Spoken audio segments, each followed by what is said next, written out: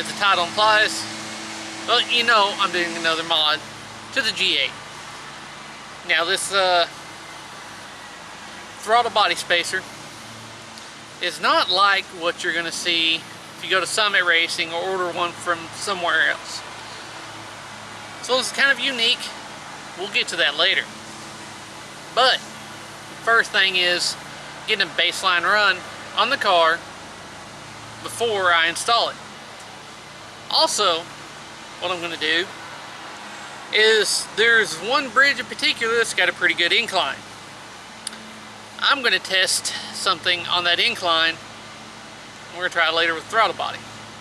Also, one other test I'm going to do is I'm going to use my infrared thermometer and check the throttle body as well as the intake before and after and see if there's any changes there too. So the whole point of this, see if I get increased fuel mileage, if the throttle body and intake is any cooler, if at all possible,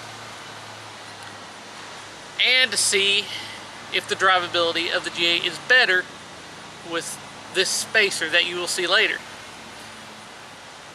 Now you get a lot of people say that throttle body spacers are a waste of time. Well, I'm going to say that's not completely true. There's a reason why there's still a market for them today. Now one thing is, if you don't get aluminum one, you can keep your throttle body cooler. So in town, it may actually keep things a little bit cooler. Highway, not so much. But in town, it's a possibility. Especially if you have a throttle body that has coolant running through it, and you space that away from the intake manifold, it may actually keep the intake manifold cooler as well. So you got something like that, but you also have increased plenum volume. So it can help there too. You know what, enough blabbering on. Let's get a baseline run and see what happens. Alright, so now resetting the average fuel economy gauge, and it's time to go.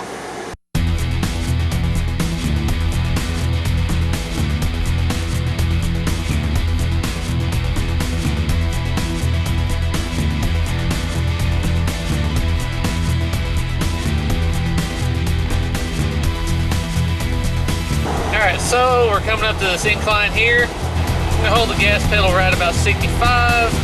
We're going to see how much we slow down on the way up this incline.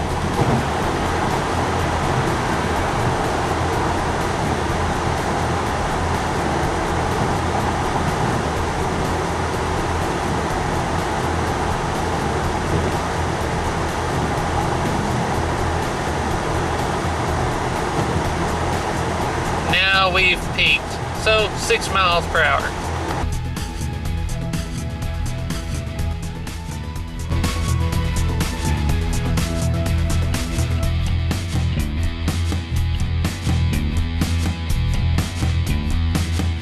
Average fuel mileage on this trip was 26.1.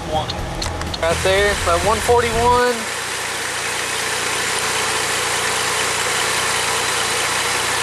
48.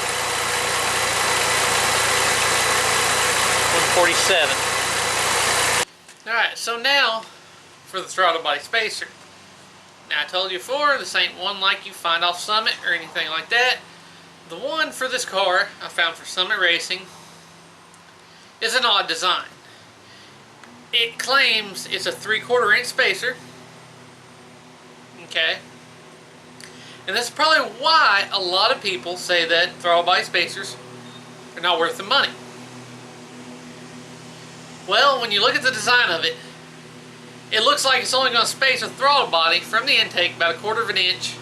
Looks like another 1/2 inch inside the intake. That's no good. So, with a little bit of magic, I'm going to take one of these gaskets and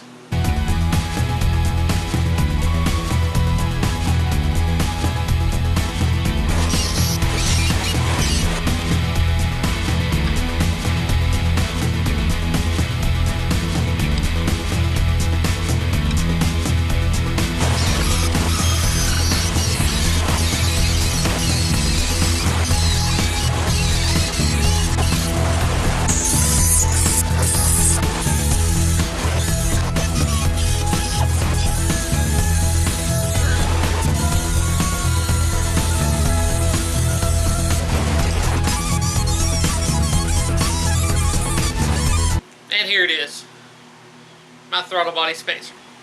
Now, you probably wondered, Terry, you that crazy? Short answer, yes. Now, the question is, how's it going to fit under there? Because it doesn't look like there's a lot of room between the cold air intake elbow and the radiator, and I didn't fully sink that through, but we're going to give it a shot anyway.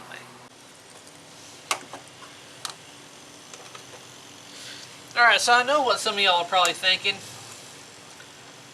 What did it cost me to make that throttle body spacer? Well, let's be honest. My local hardware store gives me those bolts for free because I only got 4 of them. The gaskets, I think were $12 a piece, so we'll say $25. Now the question is the phenolic. How much did that cost me? Nothing. I got the phenolic for free a while back, and I decided to save it for a project. And, well, guess what? It's this project. So, number one, that's a lot cheaper than those aftermarket ones. And let's hope I really get a bang for a buck for this. So, really, install is going to be pretty easy. 4 bolts, and then the cold air intake elbow. That's it. Alright, so let's look at something here that I may have a design flaw in throttle body spacers. I have this notch in there that was in the gasket that I bought. You can see it's in the factory gasket. And you can see the indentation there. There's nothing there for it. But also, what we also have is a lot of extra material here. A lot of extra material there that could come off. Alright, so there was some gasket matching done. So everything should be just right now. And I know that may not be a full, I may not get the full effect from the throttle body spacer, because some of it's going to be from a little bit of work done to the intake and throttle body, but that's alright. Now, let's get this thing on there, because I am ready to try it out.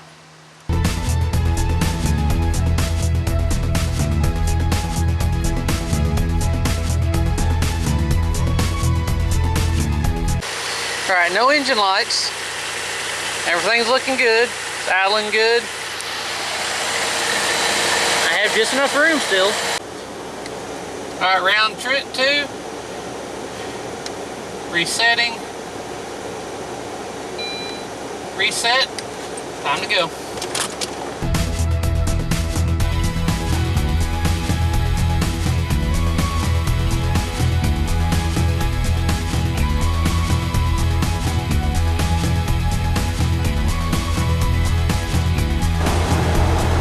Try to hold it at 65 again, keep my foot there, and let's see what happens.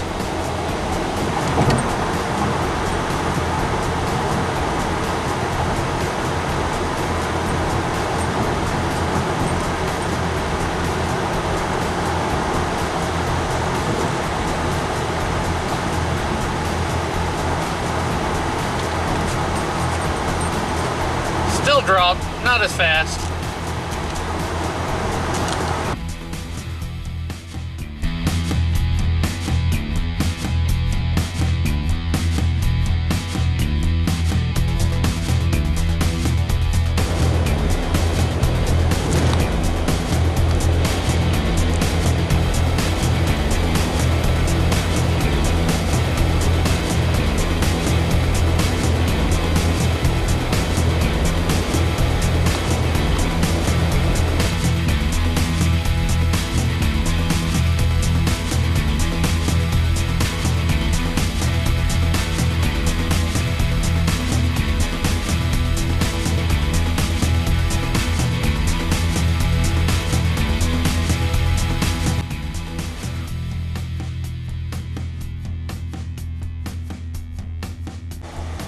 exact same spot. Alright, let's check it now. 139. No. 138. 145. 144. Alright, so it's the next day. G8's covered up. And I'm going to say the throttle body spacer helped a lot. And that's not just from the first and second test. There's more to it, and I'll explain in a second. But between the first and second test, there's slight variables in each one that was a little bit different.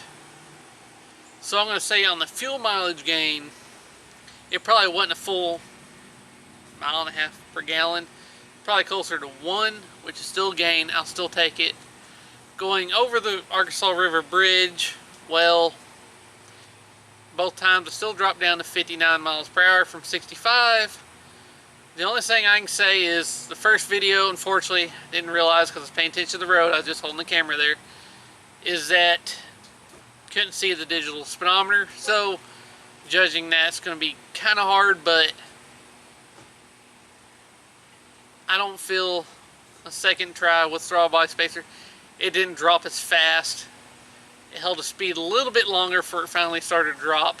But that is one bridge that's a good incline, and it's hard not to lose speed on it.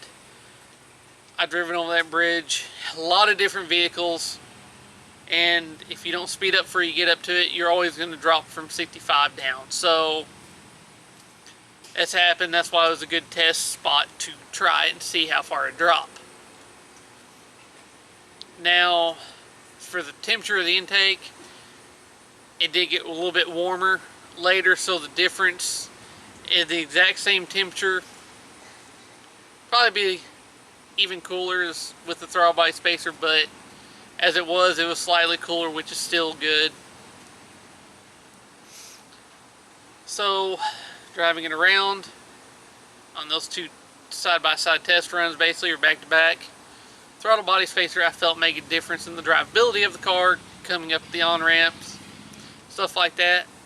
But now the biggest difference I noticed was where I really tried it out at, was going to Northwest Arkansas, 81 miles an hour, 81 miles one way, about an hour and 16-minute trip one way, so about 2.5 hours, 160 miles.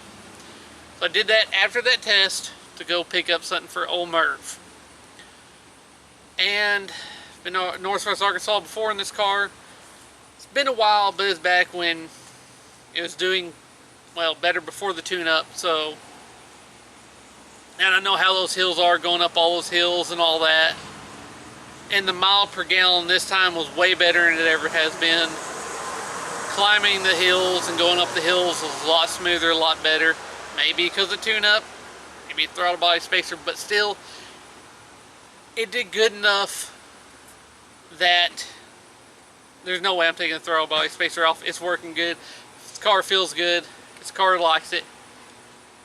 I'm not down on fuel mileage at all so far. I haven't taken the normal route I would normally do to test it, but from just the test I did and then going to Northwest Arkansas and back, it did good. I left here, went up to Springdale, Tawny Town, and back off that way off Old Highway 68. And when I checked it, basically when I got to where I was going, it read 28 miles per gallon, which is really good to me. So, still doing good, doing great. Of course, that's a hilly area, so maybe if I go somewhere a little more flat, it'd be a lot better. Of course, I'm rambling on again. This is going to be a long video, but got some testing before and after done, and, well, I'm happy with the results. So, we're just going to leave this episode right here.